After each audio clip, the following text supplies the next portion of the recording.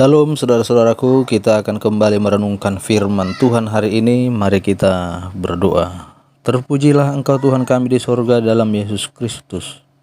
Terima kasih Tuhan, Kau sudah memberkati kami hingga hari ini. Kami akan merenungkan firman-Mu. Berkati urapi kami ya Tuhan. Di dalam Yesus kami berdoa. Amin.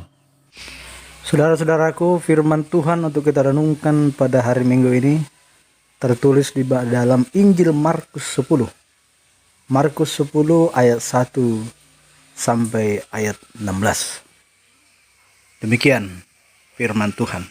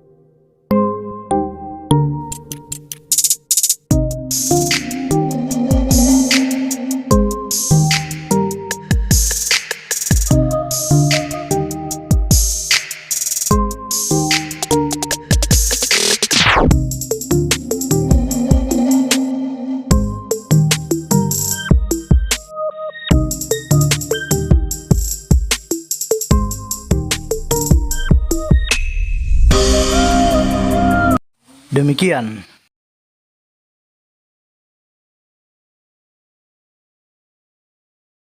firman Tuhan. Nah, saudara-saudaraku yang dikasihi Tuhan kita Yesus Kristus, tema firman Tuhan bagi kita hari ini, prinsip rumah tangga Kristen. Prinsip rumah tangga Kristen.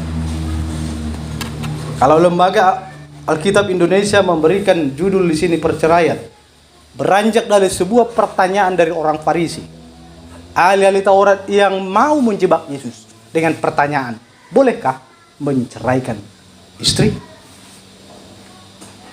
Tema kita prinsip rumah tangga Kristen.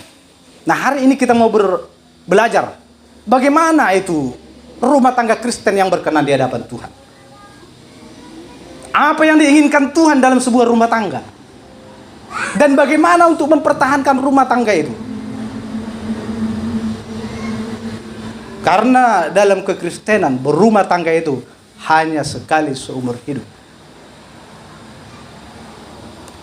Nah, saudara-saudaraku yang dikasihi Tuhan, perkawinan dan rumah tangga itu adalah satu topik yang sangat menarik dan penting untuk dipelajari oleh orang Kristen. Baik itu mereka yang sedang berencana untuk berumah tangga, atau pemuda-pemudi. Demikian juga bagi mereka yang sudah berumah tangga. Ini merupakan salah satu topik yang menarik dan sangat penting. Salah satu tujuan penting mempelajari topik ini, saudara-saudaraku, adalah supaya kamu semua penuh hormat terhadap perkawinan. Seperti yang dikatakan Rasul Paulus dalam Ibrani 13 ayat yang keempat-a. Supaya kita semua hormat kepada perkawinan. Mengapa perlu menghormati itu? Mengapa perlu menghormati perkawinan? Karena perkawinan dan rumah tangga itu adalah sebuah lembaga yang pertama sekali didirikan oleh Allah sendiri. Itu lembaga yang pertama kali ketika Allah menciptakan Adam dan si Hawa. Mereka menjadi pasangan. Itulah lembaga yang pertama kali ada. Dan Allah sendiri yang membuatnya. Nah, saudara-saudaraku yang dikasihi oleh Tuhan kita Yesus Kristus, kita mau lihat satu persatu dari ayat firman Tuhan yang diajarkan Yesus pada hari ini. Ayat 2 sampai 6 ini berbicara kembali pada hakikat perkawinan. Perikop ini saudara-saudaraku sebenarnya menggambarkan bagaimana Orang-orang Farisi itu mereka ingin menjebak Tuhan Yesus. Karena mereka setiap kali ada kesempatan, atau bahkan tidak ada kesempatan, dari rumah mereka sudah persiapkan bagaimana untuk menjebak Tuhan Yesus. Jadi perikop ini menggambarkan bagaimana orang Farisi menjebak Yesus dengan pertanyaan-pertanyaan, dengan harapan supaya Yesus mereka temukan, supaya mereka mendapati bahwa Tuhan Yesus menentang hukum Musa. Hukum Musa yang ada di dalam kehidupan bangsa Yahudi, umat Allah pada saat itu. Karena Yesus begitu luar biasa dalam mengajar, banyak pengikutnya. Sementara orang Farisi yang adalah juga pemimpin agama Yahudi, mereka juga semakin tersingkir. Itu perasaan mereka. Karena semakin sedikit yang mengikut mereka. Nah, saudara-saudaraku yang dikasihi Tuhan kita Yesus Kristus. Namun Yesus itu adalah anak Allah. Yesus itu adalah anak Allah yang mempunyai pengertian yang sempurna tentang hukum Musa itu. Dan bagaimana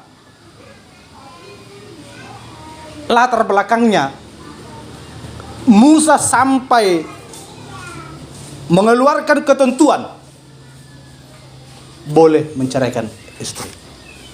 Musa memang pernah mengeluarkan itu pada zamannya.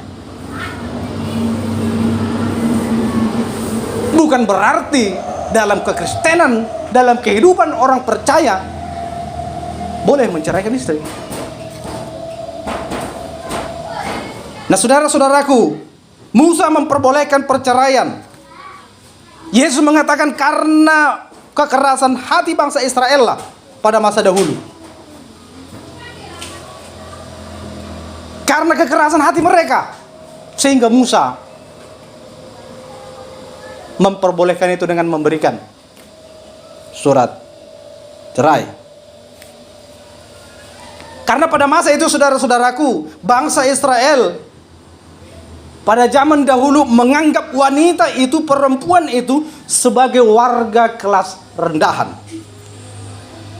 Bahkan seperti budak diperlakukan.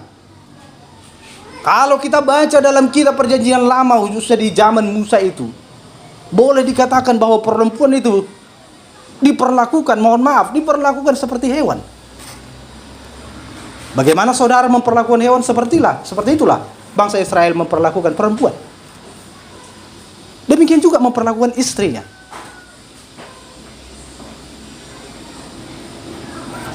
Dianggap rendah. Maka saat itu, saudara-saudaraku, untuk melindungi hak perempuan, untuk melindungi hak para istri yang saat itu, oleh karena kekerasan hati suami mereka yang menelantarkan, yang sesuka hatinya memperlakukan istrinya, yang sesuka hatinya memulangkan istrinya, yang sesuka hatinya mau cerai, mau tidak, mau kawin lagi. Jadi oleh karena kekerasan hati bangsa itulah sehingga Musa memperbolehkan. Tujuannya adalah untuk melindungi hak-hak perempuan, hak-hak para istri yang sudah diperlakukan sudah tidak wajar pada zaman itu, saudara-saudaraku. Maka Musa melindungi hak dan martabat wanita dengan melakukan itu semua tadi. Karena apa? Kalau seorang wanita itu dimadu, tahu dimadu ya? Sudah ada istrinya, menikah lagi, itu kan dimadu namanya. Kalau seandainya wanita itu dimadu, tentu kondisinya akan lebih buruk. Maka ketika Musa memperbolehkan membuat surat cerai ini sudah merupakan kemajuan kondisi sosial yang memperhatikan martabat pihak perempuan pada zaman itu. Sebab pada saat suaminya mengusirnya, menceraikannya, memberikan surat cerai, maka ia terbebas. Karena kalau pada saat itu orang Israel kalau mau mengambil istri lagi, ambil aja. Istri yang pertama ya perlakukan budak sesuka hatinya. Jadi kalau sudah diceraikan, berikan surat cerai. Jadi istrinya itu sudah bebas, tidak ada lagi ikatan dengan suaminya, tidak ada lagi tanggung jawab dan lain sebagainya. Untuk melindungi hak perempuan lah. Sehingga Musa mengeluarkan ini. Nah di sini saudara-saudaraku, Yesus mengetahui maksud jahat orang Farisi ini. Ia juga mengetahui bahwa Musa memperbolehkan perceraian itu justru untuk melindungi hak dan martabat para wanita. Jadi peraturan Musa pada saat itu dikeluarkan. Peraturan Musa ini bukan untuk mendorong, memberi hak istimewa kepada orang Yahudi untuk menceraikan istrinya, bukan. Ini hanya terjadi pada kasus-kasus tertentu dan pada zaman tertentu saja. Karena tidak ada lagi jalan lain untuk melindungi. Musa harus melakukan itu. Setelah itu, setelah zaman berlalu tidak seperti itu. Nah saudara-saudaraku yang dikasihi Tuhan, maka perceraian tidak pernah sesuai dengan rencana awal dari Allah Bapa saat menciptakan laki-laki dan perempuan. Namun Yesus mengembalikan ajaran ini kepada hakikat perkawinan seperti yang ditentukan Allah dari sejak penciptaan. Mengembalikan. Dikatakan sebab seorang laki-laki akan meninggalkan ayahnya dan ibunya dan bersatu dengan istrinya sehingga keduanya menjadi satu daging. Dalam Kejadian 2 ayat 24. Masing-masing laki-laki dan perempuan akan meninggalkan ayah ibunya untuk bersatu menjadi satu daging. Jadi Allah sejak semula sudah menentukan sejak awal bahwa kesatuan perkawinan itu tidak terceraikan. Nah, prinsip teologis Yesus, pendapat Yesus ini ialah maksud pencipta dalam menjadikan lelaki dan perempuan, yakni agar mereka bersatu dan janganlah hubungan yang dikehendaki pencipta itu diabaikan dalam perkawinan itu. Itulah tujuan awal dari Allah untuk menciptakan lembaga pertama itu, yaitu perkawinan. Pengajaran Yesus ini saudara-saudaraku mengingatkan agar kita lebih berpegang pada prinsip-prinsip hidup di dalam Allah. Lalu kalau kita lihat ayat 7-9 ini membicarakan bahwa perkawinan itu adalah ikatan seumur hidup. Ikatan seumur hidup. Allah kita itu saudara-saudaraku adalah arsitek agung perkawinan. Arsitek agung. Sejak semula saudara-saudaraku, Allah itu sudah membuat ketetapan dan ketentuan bagi umatnya untuk memulai atau membentuk rumah tangga. Ketentuan atas perkawinan tersebut sudah membuat. Apa itu ketentuan yang sudah Allah buat itu? Yang pertama itu saudara-saudaraku, meninggalkan. Ini dalam segi resminya. Sebelum menikah, kedua mempelai terikat dan merupakan bagian dari orang tua masing-masing. Terikat dengan orang tua masing-masing. Sehingga sebelum menikah, kalau dalam sebuah negara itu kakaknya masih bersama orang tuanya kan? Tentu kalau sudah menikah, kakaknya harus keluar saat itu juga kan? Menjadi kakak baru, keluarga baru. Meninggalkan. Untuk memasuki jenjang pernikahan, mereka masing-masing harus bersedia meninggalkan orang tuanya. Laki-laki meninggalkan orang tuanya, perempuan meninggalkan orang tuanya untuk bersatu dengan pasangannya. Jadi kalau ini pemuda-pemudi kalau belum siap meninggalkan orang tuamu, maka jangan rencanakan dulu menikah. Karena pengalaman itu sudah menikah masih terikat dengan orang tua, sehingga ada istilah anak mami, buru mami, sotik-sotik mengalir itu makna. Apa nggak muli, apa nggak berkeluarga. Demikian sebaliknya terkadang orang tua juga seperti itu. Allah sudah membuat ketentuan ini akan meninggalkan orang tua, tapi terkadang orang tua masih ikut campur luar biasa terhadap rumah tangga orang tuanya. Hari ini kita belajar ini, saudara-saudara, bahwa Allah sudah mengatakan itu. Kalau sudah anakmu menikah, maka jangan terlalu dalam lah, jangan terlalu mencampuri rumah tangganya lah, apalagi dalam keputusan-keputusan yang memang sangat penting dalam sebuah rumah tangga. Kalau sudah menyangkut soal prinsip, janganlah mencampur ini, karena itu akan merusak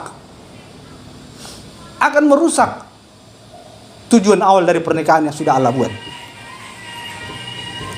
Nah, saudara-saudaraku, barang siapa belum siap meninggalkan orang tuanya, pada dasarnya belum siap untuk memasuki perkawinan.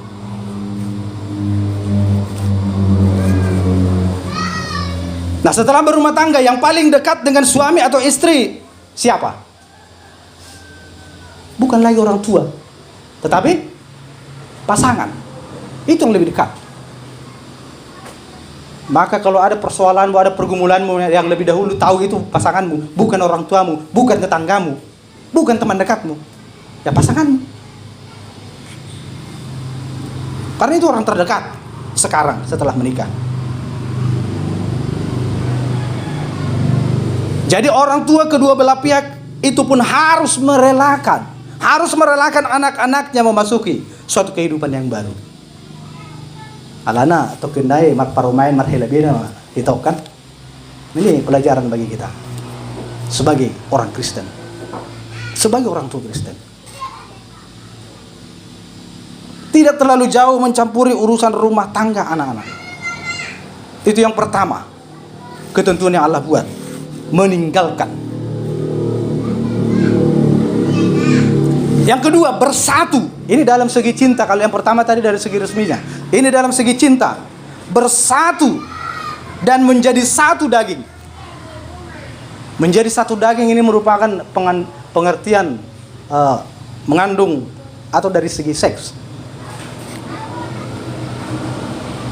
Hubungan suami istri dalam pernikahan itu adalah hubungan yang bersifat permanen. Sama seperti gereja kita yang kita bangun permanen, kan? Kalau permanen sudah susah itu dirobohkan, kan? Kalau masih papan begini masih gampang dirobohkan. Ini sudah mulai di bolong-bolong. Karena belum permanen. Pernikahan itu adalah hubungan yang bersifat permanen, seumur hidup, tidak terceraikan sampai ajal yang memisahkan. Jadi pernikahan itu, saudara-saudaraku, bukanlah sesuatu yang bisa dianggap main-main. Jika ada perbedaan, itu hal wajar.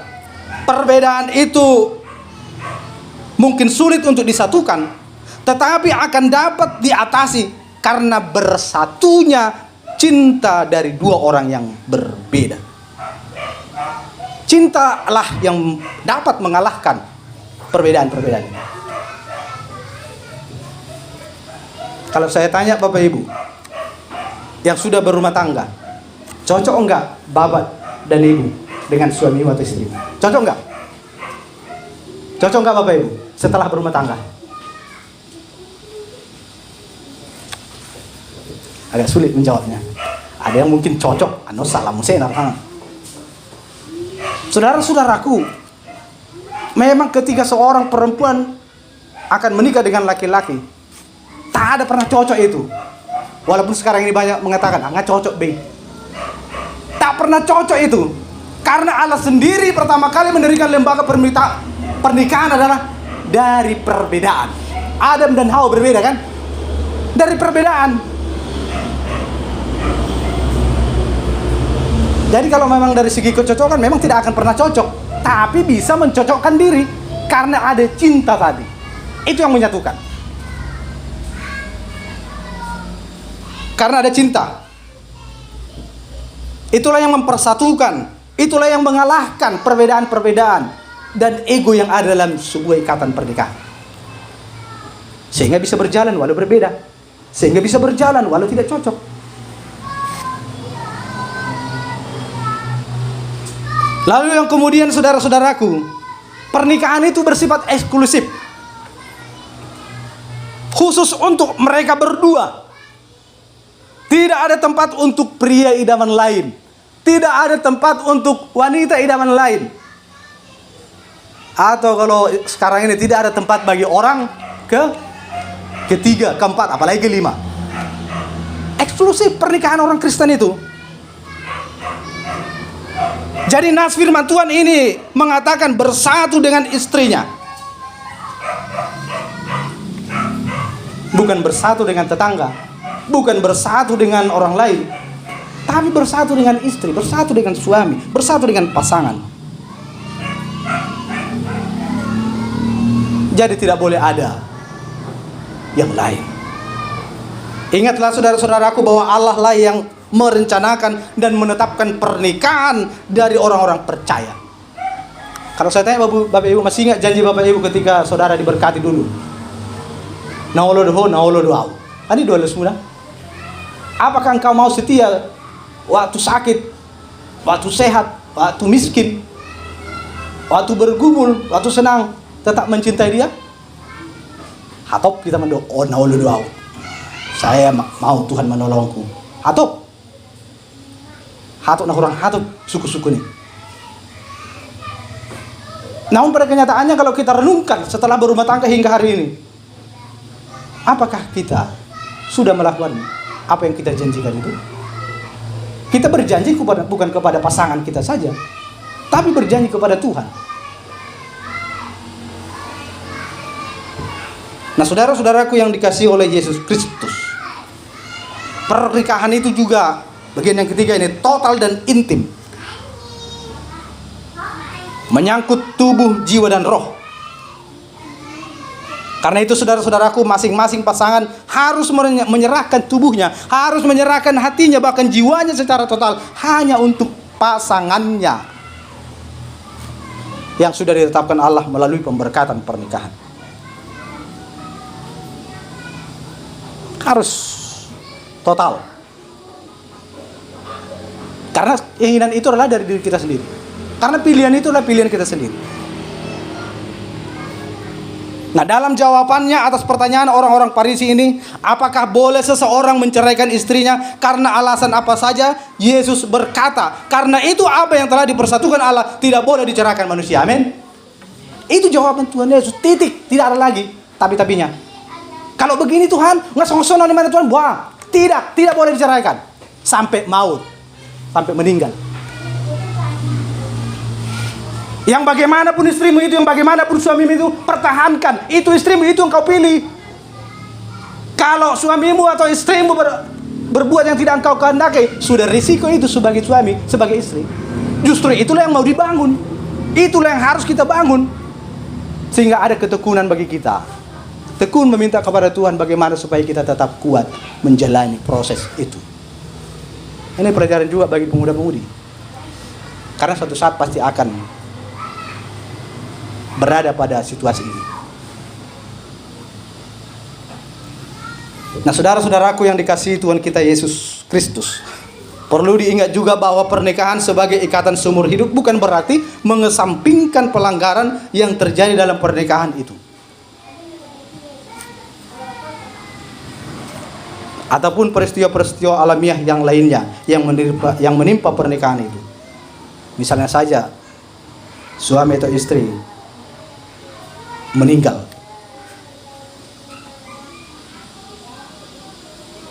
Kalau meninggal berarti kan ajal, sampai ajal. Berarti ketika meninggal maka saat itulah tidak ada lagi ikatan pernikahan. Nah, di sanalah seseorang baru diizinkan Allah untuk mencari pasangan. Kalau tidak, berarti berzina selama hidup. Sonondo maksud sonon, tidak ada, titik. Tidak boleh. Kalaupun boleh, itu karena ketegaran, karena ketongkukan hati umat manusia lah, seperti kata Yesus.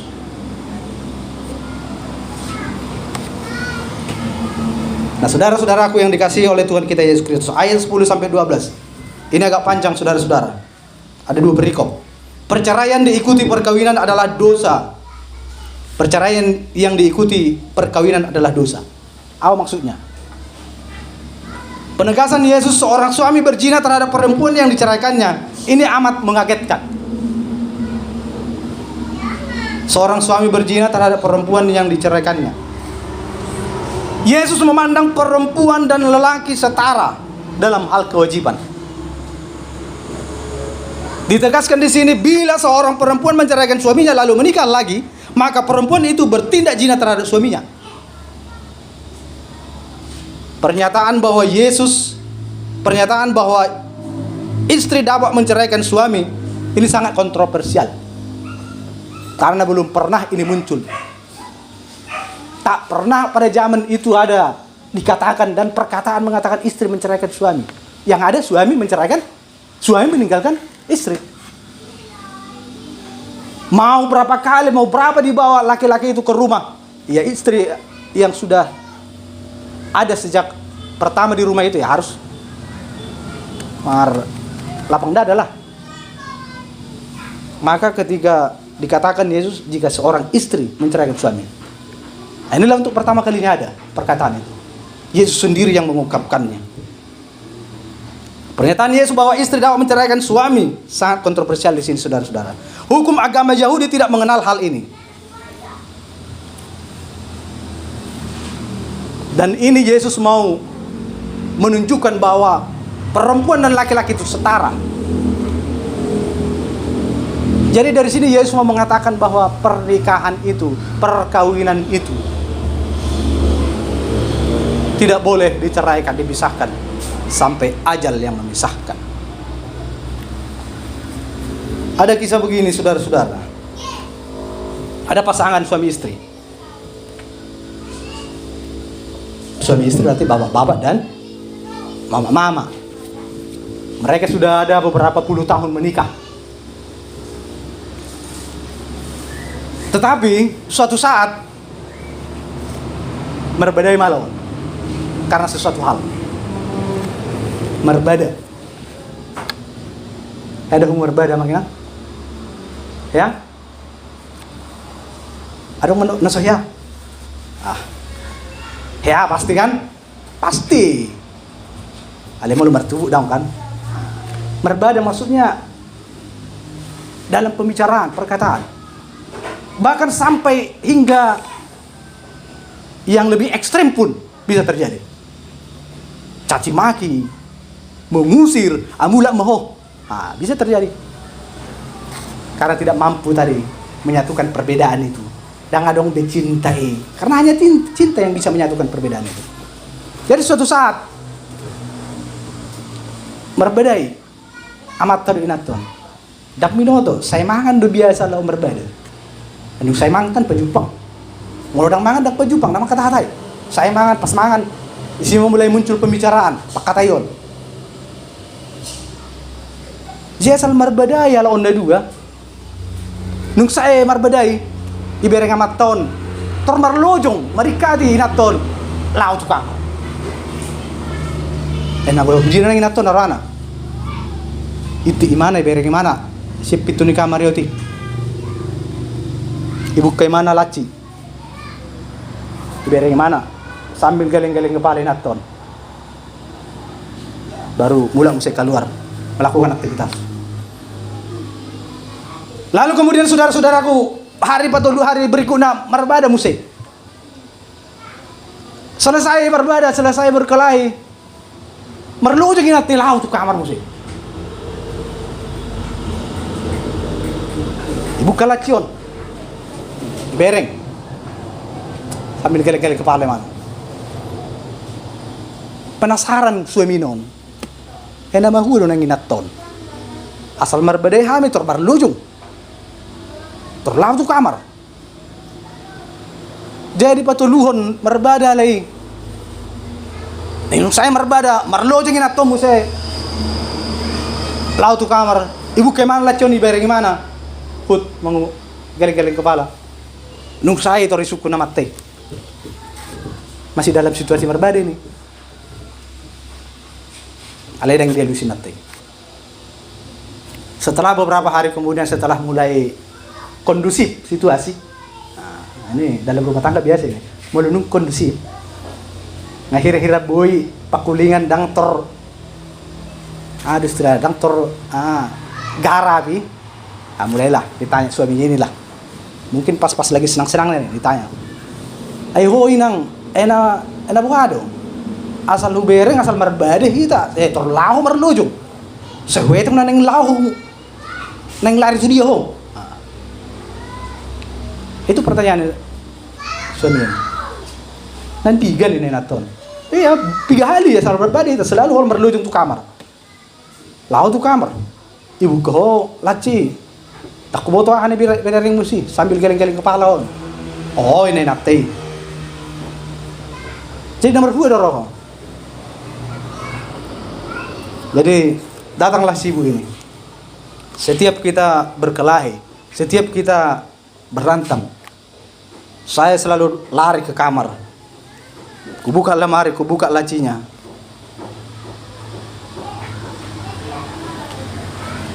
Yang kulihatnya surat nikah kita. Sampai kapan masa berlakunya? Rupanya naton nama mereng surat nikah hodgo. Sampai dikan masa berlakunya naruhan. Dilihatnya situ memang tidak. Ada surat nikahmu ada dong masa berlakunya sampai tahun segini tidak ada kan? Tidak ada. Oh ternyata nggak ada. Lapor musik. Hati-hati nih nate. Tua mate. Artinya saudara-saudaraku, Bapak Ibu yang dikasihi Tuhan, ini mau menunjukkan bahwa pernikahan itu adalah sekali. Pernikahan itu adalah seumur hidup yang tak dapat dipisahkan oleh karena apapun.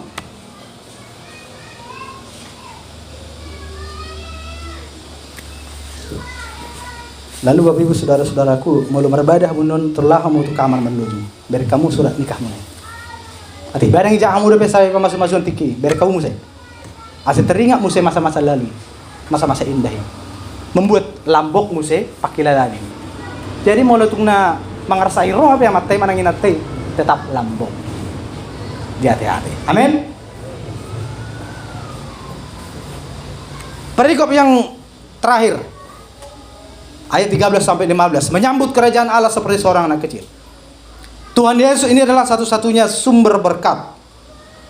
Karena itu orang tua harus bertanggung jawab membawa anak-anaknya kepada Tuhan untuk diberkati.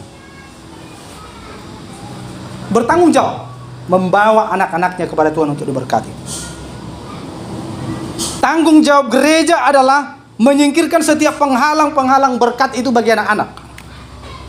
Dan hamba-hamba Tuhan itu mengikuti teladan Yesus dengan menumpangkan tangan atas anak-anak untuk memberkati. Nah dalam hal ini saudara-saudaraku, Tuhan Yesus menjelaskan pentingnya memiliki iman seperti anak kecil. Pada umumnya seorang anak kecil itu, saudara-saudaraku, mempercayai orang tuanya itu tanpa menunggu persetujuan akal budinya. Dia percaya kepada orang tuanya tanpa perlu ada pertimbangan akal budinya. Karena sebagai orang tua itu pasti akan melakukan yang baik kepada anaknya.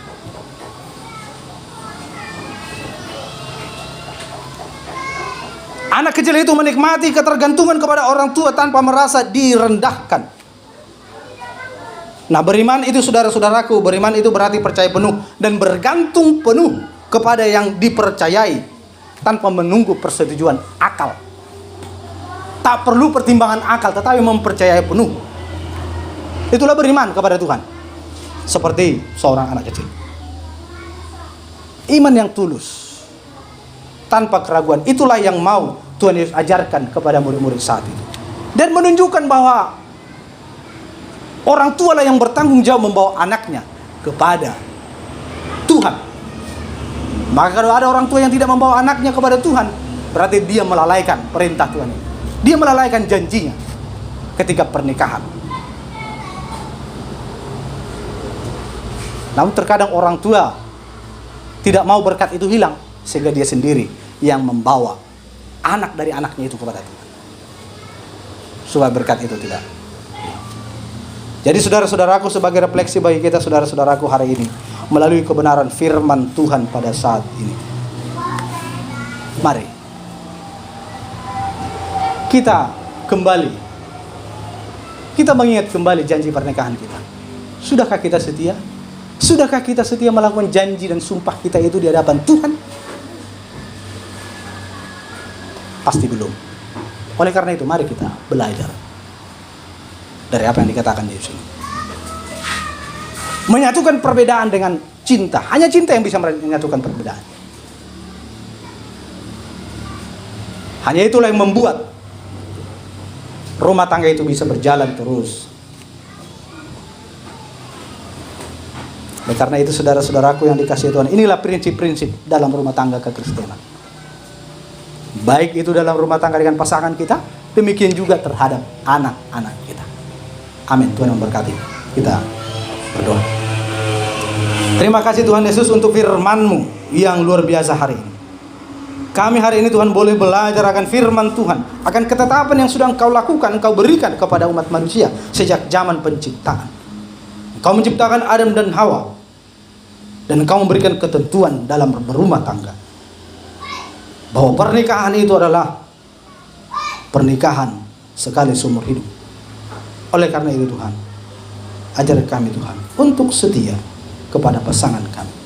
Bagi kami yang sudah berumah tangga, bagi kami yang belum berumah tangga, berkati kami, tolong kami Tuhan, supaya kami boleh memperoleh pasangan yang setia tersebut.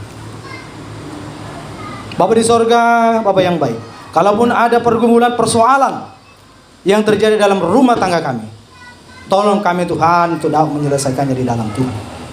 Jangan biarkan pergumulan, perselisihan itu membuat kami meninggalkan pasangan kami. Karena Engkau sendiri mengatakan, tidak ada yang dapat diceraikan. Apa yang dipersatukan Allah tidak boleh diceraikan oleh manusia. Biarlah kami memegang teguh firman-Mu dan memegang teguh janji kami. Demikian juga Tuhan, Engkau mengajar kami bahwa tanggung jawab kami sebagai orang tua yang sudah Engkau berkati di dalam pernikahan adalah membawa anak-anak kami kepada Tuhan. Membawa anak kami kepada Tuhan sehingga anak kami boleh memperoleh berkat. Firman-Mu telah kami dengarkan hari ini. Biarlah firman-Mu ini, prinsip-prinsip dalam pernikahan kekristenan ini, boleh kami lakukan. Kami jalankan dalam hidup kami, dalam keluarga kami, rumah tangga kami masing-masing. Terima kasih Tuhan, terpujilah Engkau. Hidup kami di sepanjang hari ini, kami mau serahkan hanya ke dalam tangan Tuhan saja. Amin.